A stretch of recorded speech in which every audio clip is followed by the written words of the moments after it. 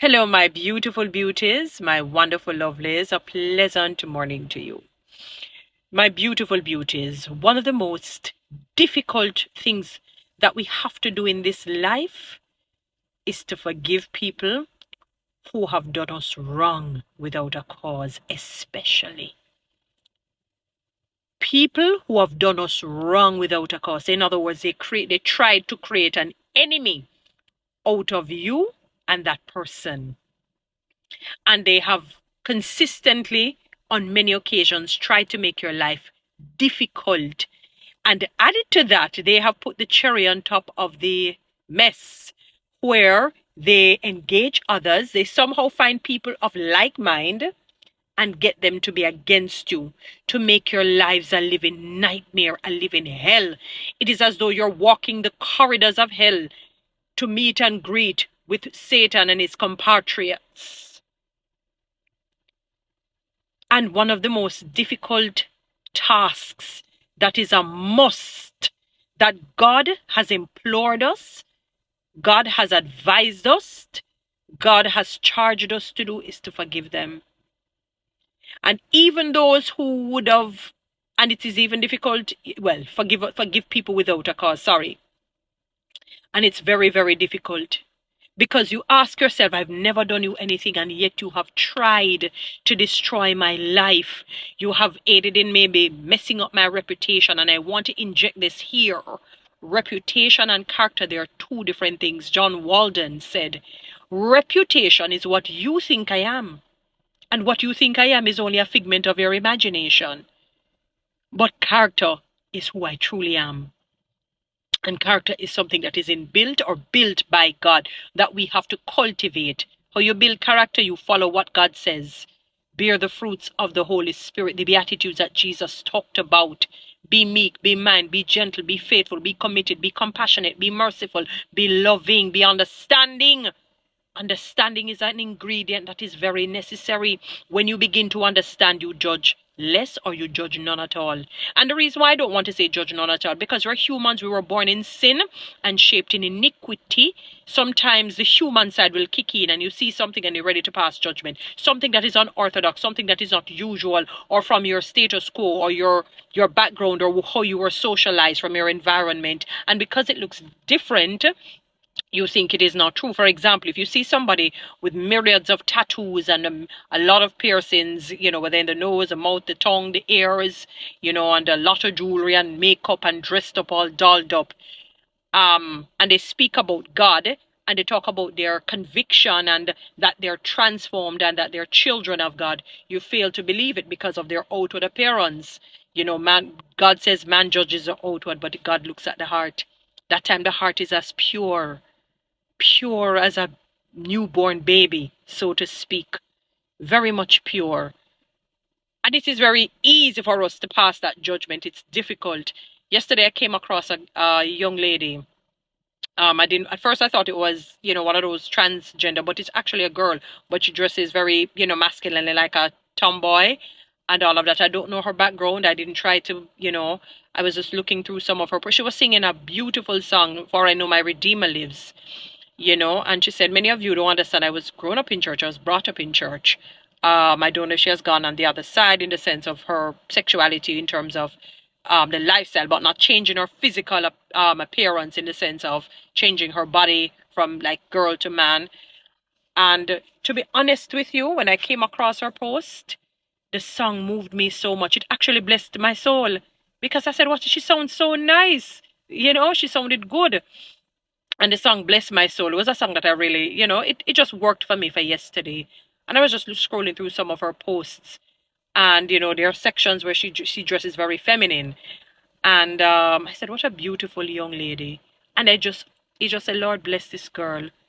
If she was a Christian and she's no longer, I don't know. I said, if she was or is, well, rather was and no longer, bring her back to the fold, Lord, and just help her. And she's so beautiful. That's what all I was just thinking is good thoughts about her. Back in the day, I probably would not have done that. I'd have been there judging like a Pharisee and a Sadducee. Look at her, that horse that on cow fat. Beautiful people. One of the most difficult things that I've had to do in life, because it pleases God, is to forgive those who would have hurt me. One of the most difficult things that I've had to do, and I say difficult because of how we have been socialized, is to emit compassion and mercy to those who are different. But until when I realize that I too have been thrown as a lamb to the slaughter, then that is when I begin to understand. That is why we have to pray. It's important to pray. God, open the eyes, the mind, and the soul, and the ears of their understanding from you. And that is how you begin to understand the fullness of God, in a sense. If you don't forgive, God will not forgive you. And trust me, no matter what any human being has done to you, you have done far worse to God. I'm telling you, no matter what any human being would have done to you, you have done far worse to God. You don't have to necessarily kill somebody in cold blood to say, oh, but I never killed anybody. No, no, no, no. What are the lies that you have told? The thoughts that you have had about people, gossip and rumor and slander that you have spread that kills people daily, that causes others to hate them, where you could have helped somebody to get some bread in their mouth and you failed to do it. When somebody said, boy, I don't have no money, you can buy me lunch, you can lend me some money, you can give me some clothes or shoes, just put me up for a night, whatever. How many times have you rejected them? That is why when I hear very complicated and unorthodox sin, let me put it that way, I endeavor not to judge.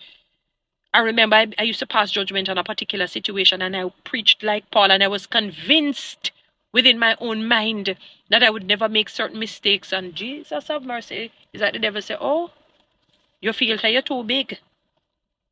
Or maybe God say, oh, you think you're too big, you think you're bigger than I am, and what you can do and what I can do. And when life hit me, and the things that as Paul says, that is so true, the things I didn't want to do, I end up doing. The things I don't want to do, I end up doing. And the things that I don't want to do, yes, I end up doing. And the things that I want to do, I sometimes don't do. You understand what I'm saying to you, beautiful people?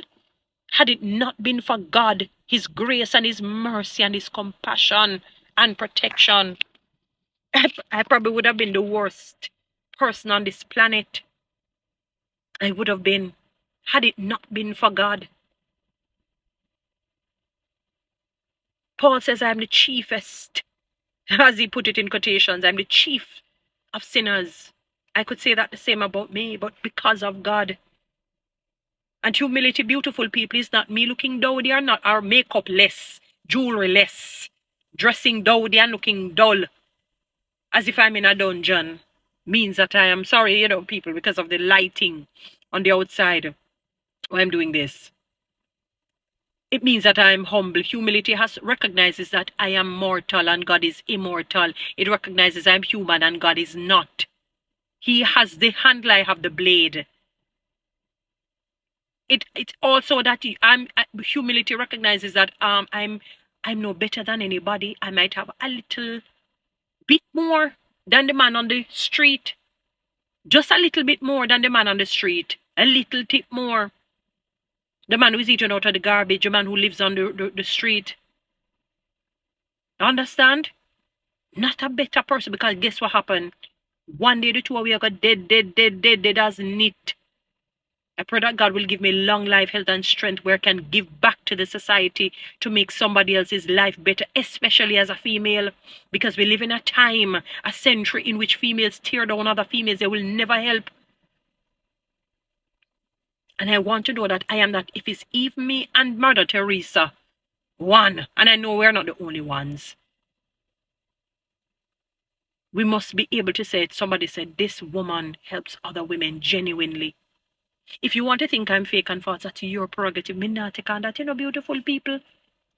If them they think say Jesus had the spirit of Beelzebul or Bob, some translation will say, which is a chief of Satan's kingdom.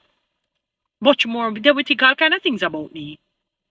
And that's fine. And that is in that reality, I have to learn to love you and to forgive you. No matter what wrong you do to me, it's not easy. I have to pray about it. I have to ask God to just put that within, but it's the right thing to do. So today is your day of forgiveness, so that God can forgive you. Beautiful people, follow me on TikTok, subscribe to my YouTube channel, and share this message.